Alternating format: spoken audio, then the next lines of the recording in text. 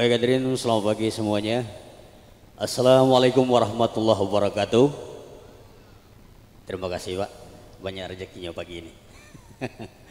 Tentunya kita hadir kembali sama kami Raja Wali, bagi Anda semua buat masyarakat Tanjung Temiang ya Pak.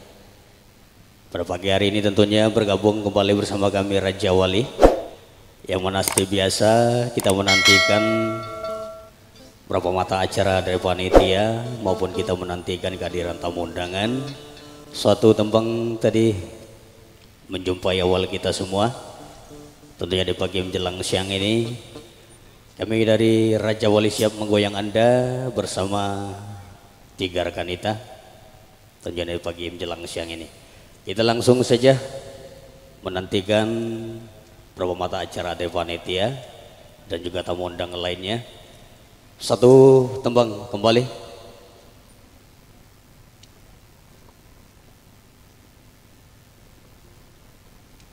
Ya, album dari Soneta untuk Anda. Satu buah lagu sedekah untuk Anda.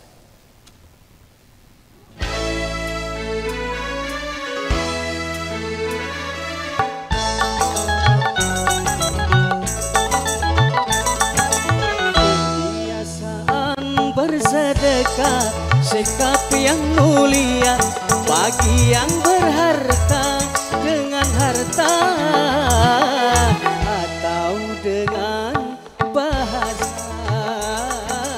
senyum juga sedekah. Kebiasaan bersedekah, sikap yang mulia bagi yang berharta dengan harta dengan bahasa, senyum juga sedekah.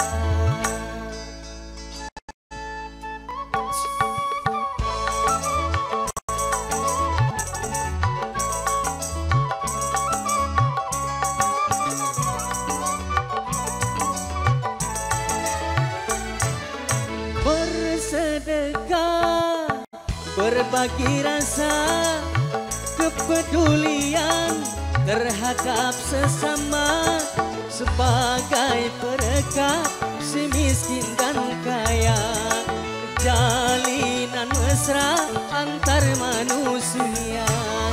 Kebiasaan bersedekah, sikap yang mulia bagi yang berharta dengan harta atau dengan bahasa, senyum juga sedekah.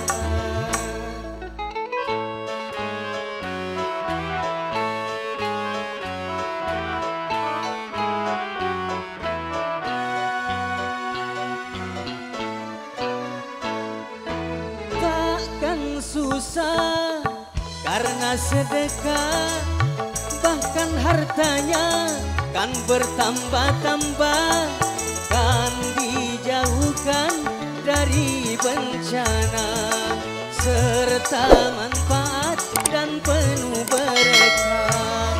Kebiasaan bersedekah, sikap yang mulia bagi yang berharta dengan harta atau dengan bahasa, senyum juga sedekah.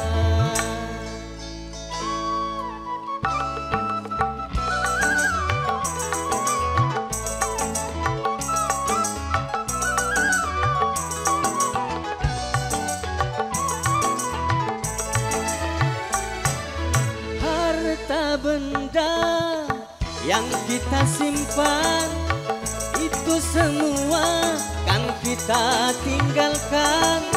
Harta yang kekal yang kita infakkan sebagai bekal hari kemudian. Kebiasaan bersedekah, sikap yang mulia bagi yang berharta dengan harta atau dengan bahasa, senyum juga sedekah. sedekah, atau dengan bahasa senyum juga sedekah, atau dengan bahasa senyum